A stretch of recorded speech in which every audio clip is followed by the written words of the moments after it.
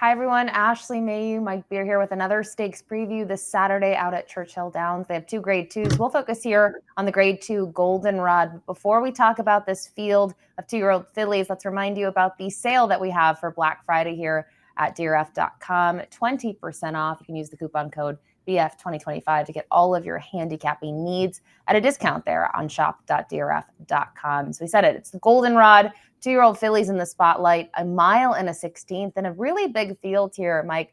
13 in total here for these fillies, and I think it's really wide open. I mean, I know the morning line's all over the place, but even some of the horses that are double digits, they have really big shots against this group. I agree. I just think there's a lot going on in this race. The morning line favorite here, the number 12, Explora, shipping over from Baffert out of a pretty good effort at the Breeders' Cup. I mean, that horse is the logical favorite and certainly the horse to beat. But I do think that there's a real chance this race goes beyond her. Let's take a look at the Timeform US pace projection here and see how things might shape up early. You can see a fast pace is projected. It looks like the 12 Explorer who you were just talking about, she can be involved. The 5, Let Me Count the Ways. She's been forward in both of her performances in New York, but there are even others in here. I think Raspberry, Life of Joy. I know she's towards the back in here. I don't really know how this is going to fare. I actually think there are a lot more fillies that are towards the back here that actually could be mid-pack. Yeah, there's a lot of horses still. I feel like their running style is unproven at this point. So we'll see. There's a lot of lightly raced fillies in here. There are some horses stretching out still. Explora is certainly fast enough to make the lead if they want to get aggressive with her. They haven't really ridden her that way in the two races since they've stretched her out. Ashley, they've sort of been a little bit more content to rate her. I thought it kind of blew up in their face last time with the Breeders' Cups. I wonder if Pratt decides to just get a little more aggressive here from post 12. We'll kick it off here in this field of 13 with the 1 Baraka here for Brendan Walsh. She sends out a couple of fillies in this event. She's undefeated in her 2 career starts. She debuted at Churchill at the 6 furlong distance. The next time out, we saw her at 7 Ace. Feel like, to me, those performances, they're almost the same. They're both good. I still think she's going to need a boost here. It's going to have to get faster. There's no doubt about it. But she's run, I think really well in both of her starts. She showed last time when they got her out to 7 furlongs that she can sit a little bit, just sort of sat in behind horses for a long way, got through on the rail, and I thought won the race convincingly. She goes out for good connections. She is bred to run all day long. There's tons of distance in this female family. She's 15 to 1 on the morning line. She's got a great post position here. I could easily use the source. Already starting off strong here with a sales pitch for the rail runner. The 2 Essential Coffee up next. She's a daughter of Nyquist too. She's an extremely tough read for me. I can't use her. I know she was able to win last time out and she fought on the front end. She ran well at 7 Ace. I just don't know based on what we've seen. What's the best trip for her? I think she needs to be forward, Mike, and I really don't see off of those 2 sort of, I'll call them victories. I know she's disqualified on debut. I don't know about the mile and 16th.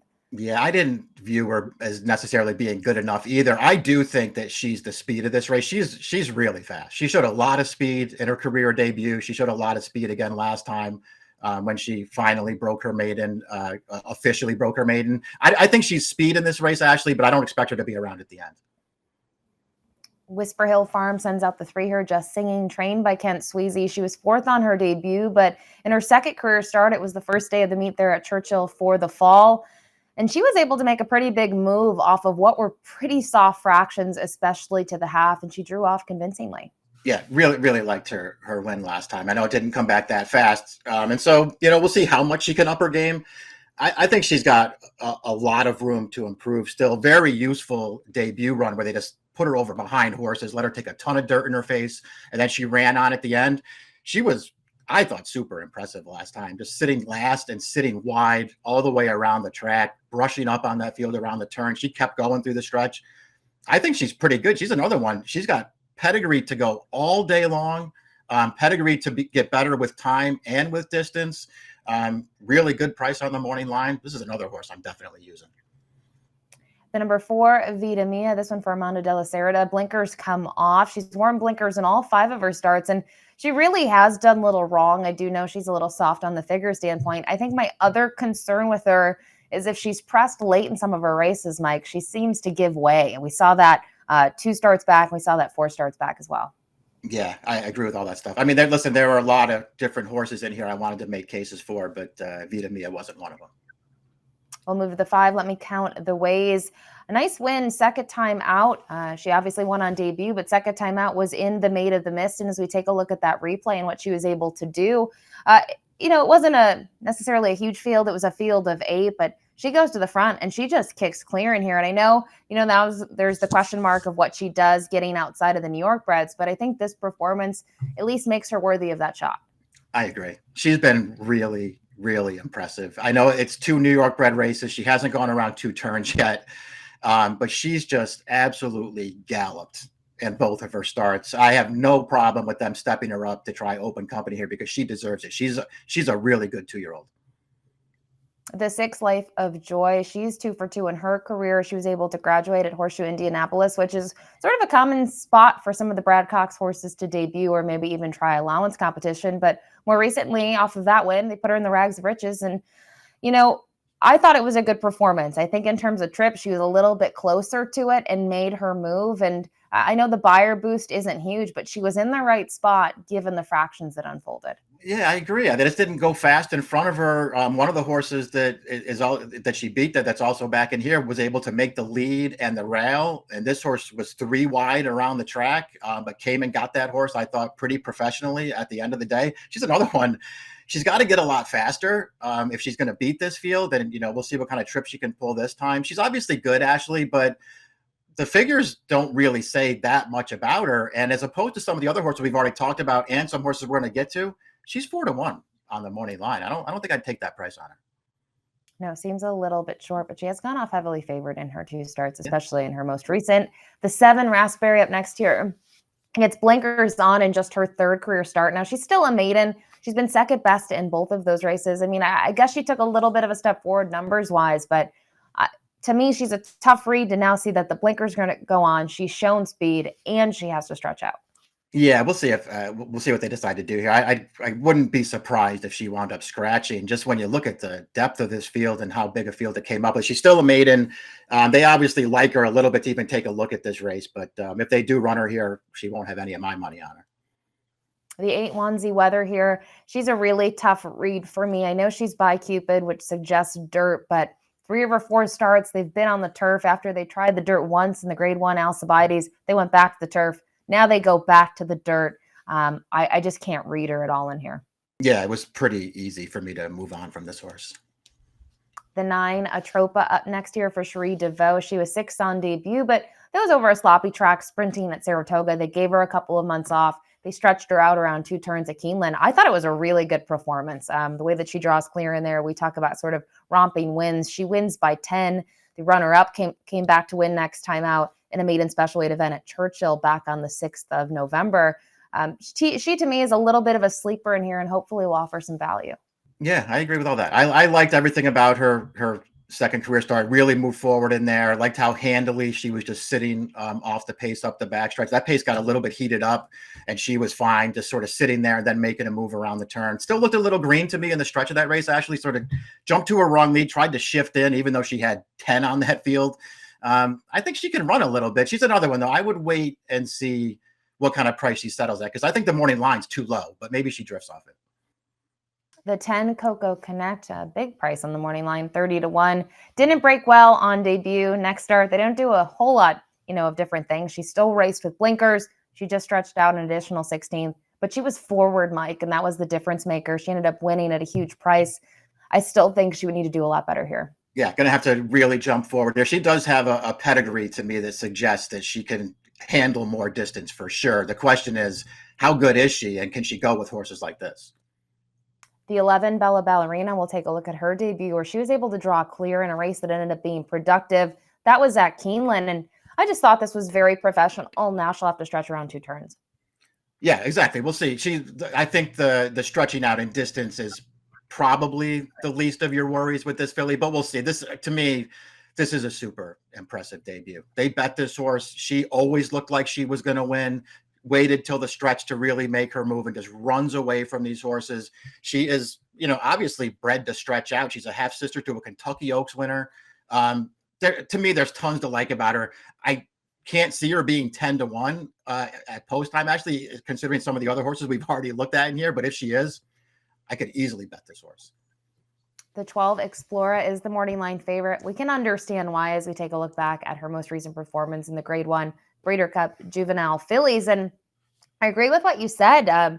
She has a lot of speed, and it's almost like they got a little cute early, sat just off of it, and it came back to bite them. Yeah, I don't know why they conceded the lead. She broke really well from the gate and showed speed as they were headed to the first turn, but they just decided to concede the lead to the winner. And then they just wound up having to chase her around the track and couldn't catch her. Listen, I don't think like it was some kind of huge excuse for her. She still sat a good trip and she was only second best in there.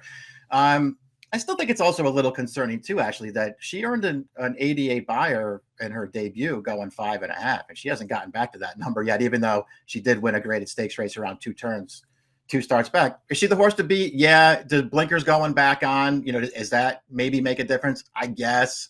I just thought there were way too many other interesting horses in here at better prices. And she just has horses that, are, I guess, developing, right? They might have shown something in their first or second career part, and they can catch up to her. I don't think that she is well beyond everyone in this field. Agreed. There's still one other horse to get to. That's the 13, the Grumpy Rabbit for Kenny McPeak. She was the runner-up behind, Life of Joy last time out. She was third in the Alcibiades. I think there's things to like about her. I know those last two races, they've both been at a mile and a 16th, and she hasn't been able to get the job done. I'm not necessarily convinced what trip does she want. Does she want to be forward? Does she want to stalk? But I think with the outside draw, Brian Hernandez Jr. is going to have to figure that out pretty soon out of the gate and hopefully just get over and save ground. But 15-1, I still think she's worth a use here somewhere. Yeah, trip's going to be really important for her, and here you're right about the price too. I mean, that's probably a very fair price. Or I still, I don't like the Alcibiades as a race overall. I didn't think that she ran that well in there, and even the last one. I'm not going to sit here and pretend that I love Life of Joy in this race, but I'd still rather have that horse than this horse out of the rags to riches. That's the field of 13 for the Grade 2 Goldenrod. Don't forget, it's race number 11 out at Churchill on Saturday. We will move to our top selections here, and it's a wide open event. And looking at our top four, that's 8 different horses on the screen between Mike and I, very different directions. But I think it speaks to kind of the depth and the quality of this group, up and coming types. And you go to the 3, Just Singing, who maybe doesn't have the best buyer speed figure, but when you kind of factor in the times of that race in terms of the fractions, she ran exceptionally well. I thought she did. Listen, I'm pretty likely to probably be wrong about this race, but these are the horses that, if the morning line is close to right, these are the horses that I want my money on, particularly the top 3 horses that I have up there. Just Singing, I think, is way better than she looks on paper. Really liked her win last time. The 11 Bella Ballerina, to me, this looks like a future stakes horse for sure. She's got the pedigree. I really liked her debut. And the horse down on the rail, I just think there's a great trip coming for that horse, and I can easily see her working out a good one here and taking a big step forward. Yep. So nice prices here. Lowest price for Mike, 8-1 in the 4th spot, that being the 9 in here, Atropa. I go to the 5, Let Me Count the Ways, who I think is a gamble. You don't know what you're getting facing kind of open competition coming out of those back-to-back New York bred races. But the way that she's won them, it has just looked so easy. I'm excited to see her get tested. And I would say if she's a short price in here, I won't bet her. I can't bet her at a short price. She has to at least be 9-2. I think that's a fair price on her in terms of what she's been able to do so far. And we talked about Explora. She could win this, but I don't think she's necessarily, miles above this field. So interesting Goldenrod this year, 3-11-1-9 for Mike, 5-12-6-13 for me. Let us know who you like in the comments. Do you like these 8 horses? Do you like someone else? It's a really wide open race. Best of luck.